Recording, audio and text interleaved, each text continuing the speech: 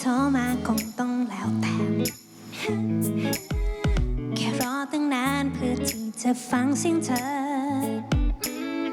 เธอจะอยู่ไหนจะทำอะไรมันคงสำคัญที่ทำให้เธอลืมฉันได้ลง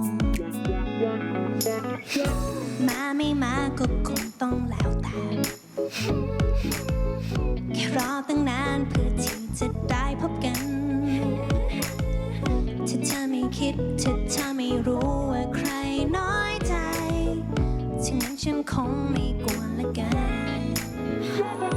ที่ถ้าฉันงอแงขี้น้อยใจรู้เอาไว้ก็เพราะว่ารักจะไม่นับถ้าฉันไม่แค่เธอจะไม่เป็นอะไรแบบนี้ฉันงอนฉันงอนแค่นี้ได้ปะที่ฉันงอนเพราะรักเธอคนเดี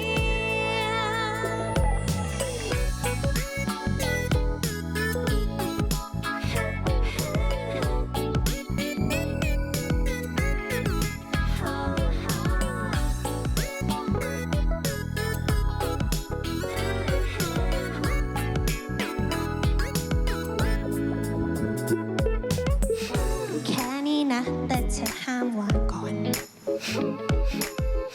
ไม่ต้องรีบนะแต่อย่าปล่อยให้ฉันต้องรอไม่เป็นไรคือเป็นอะไรอยู่ในหัวใจไม่ต้องสนใจยิ่งต้องสนใจที่ถ้าฉัน